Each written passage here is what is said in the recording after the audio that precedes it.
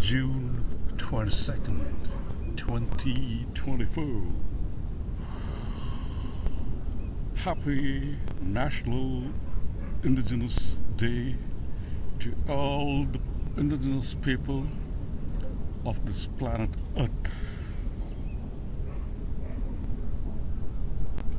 As you know, I'm running for MP, and as you don't know, and I would like to inform you, because I have the vision that I will be a Prime Minister come 2025. Well, I hope you had a fine Indigenous Day, doing Indigenous things, wearing on your Indigenous orange shirt, claiming that every child matters. But I'm pretty sure by now you must have drunk yourself silly, and you're sleeping with a hangover, and you give a damn about all the indigenous people, right? Yes, you do. Ain't nothing gonna change. Well, but me, I'm indigenous 365 and a half days of the year. I've lived with the indigenous all over the world. How you doing, sir? No hands, eh? Yeah, I've lived with the indigenous all over the world. And yes, in India, in Africa, in the Pacific Islands, and of course Canada.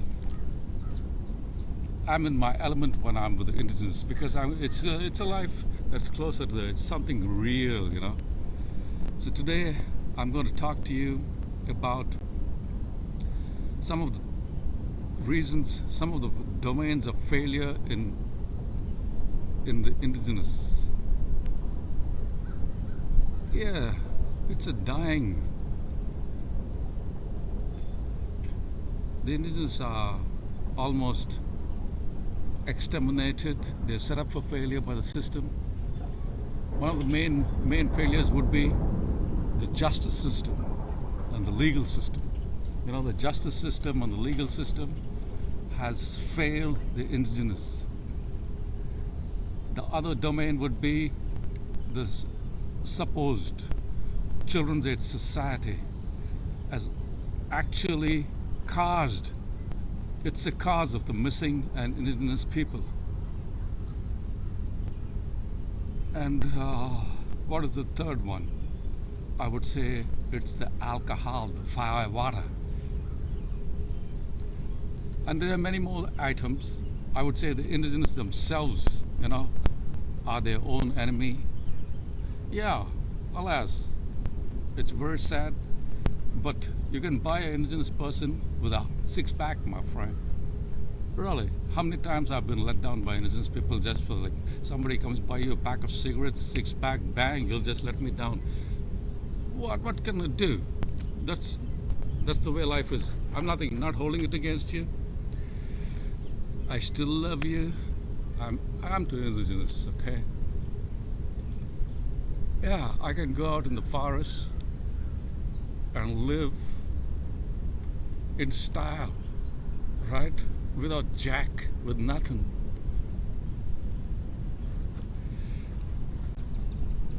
Anyway, so getting back to, because I'm from a political point of view, what's it going to take? We all have like a whole lot of crapshoot. Like Justin Trudeau has like, oh, the indigenous this and the indigenous that and this and this and this and this. But ain't no jack's going to ever happen.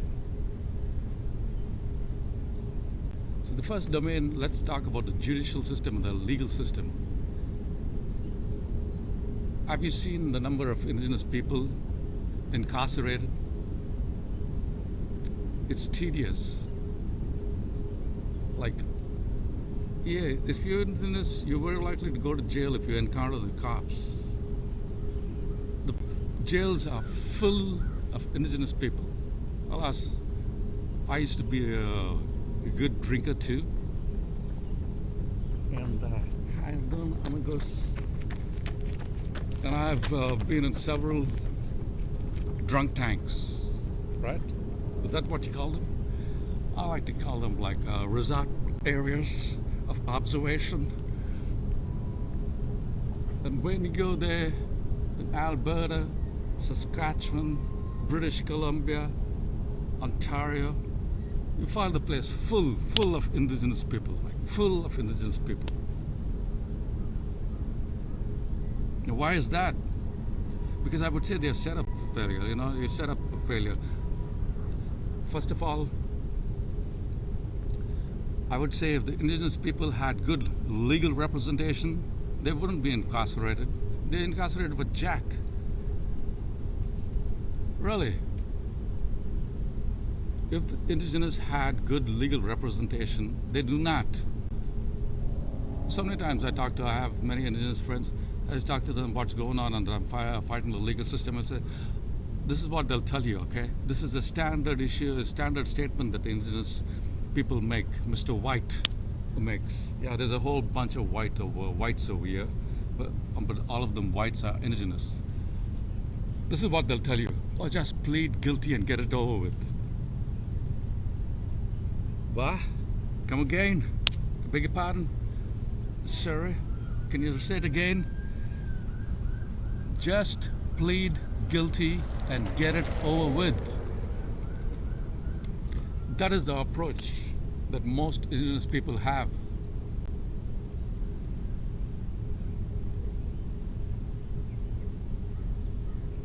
While that might seem like a good idea on a short-term basis, just to get it over with, you don't realize, my friend, each time you plead guilty, you're setting yourself up for the next time.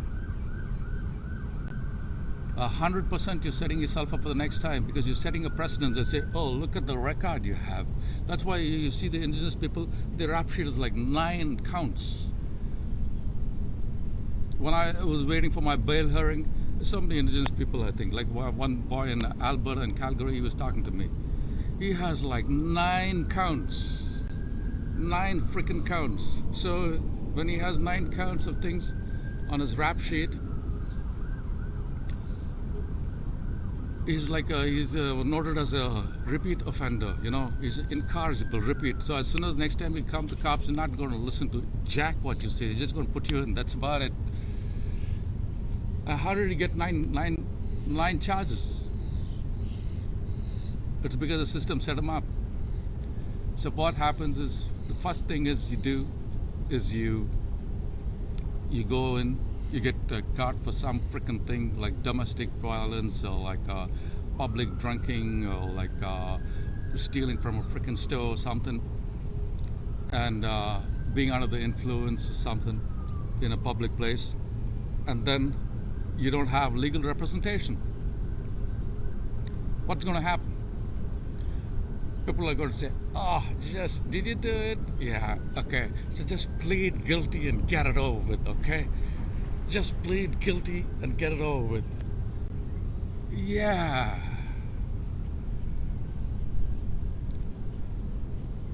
But if you had a good lawyer, like a fine, outstanding, like a Jewish person or like a wonderful Irish person, like if you were like Judge Riker's nephew or like Shea Elliott, the grandson of the Elliott family, the legal families, the Elliots are the legal stalwarts of the local Sanya places, okay? They'll screw your lawsuit up, they'll do anything for you. They have like bags of money. Donald Elliott is the mule. He's the mule runner for all the dirty money. Yeah, that's why he's always in Panama. They even talk about him at the Superior Court of Justice. Say, oh, what a good you are. Fable speech. I'm talking about my freaking case over there. And here we have this wonderful judge. He's a hater. What's his name? I forgot his name. Carey. Judge Carey. Son of a bitch. Motherfucker. Yeah. They're all good old Irish boys. They're actually stone-hearted motherfucking criminals who shouldn't be on the fucking bench to begin with. They're all the pals of that motherfucker uh, Brian motherfucking Mulrooney, yeah, who had a state funeral. Instead of he should have bastard should have been lynched. If he was in Saudi or China, they would take him out and shoot him in the back of his fucking head for all the fucking atrocities he has done. But that motherfucker, he appointed all these motherfucking sons of bitches like Donahue, what is the motherfucker Carey.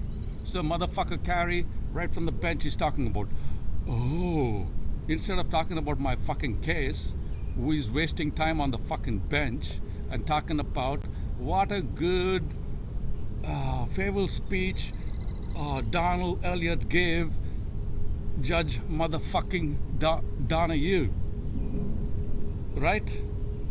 And my complaint, my motion in front of the good pal, Judge fucking Carey, is a very, I think Judge Carey and Judge Donahue both suck each other's dick, right? Yeah, they do. Yeah, I think they're having like sex on the bench. Yeah, pretty sure when everything they can do it, my friend. That's like private legal sex. It's on the Pornhub. You go check it out. So Judge Carey is saying, oh, Donald Elliott, he gave such a wonderful farewell speech for Judge Donahue.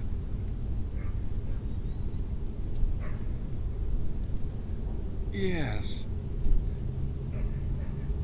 Now, anyway, getting back to the indigenous.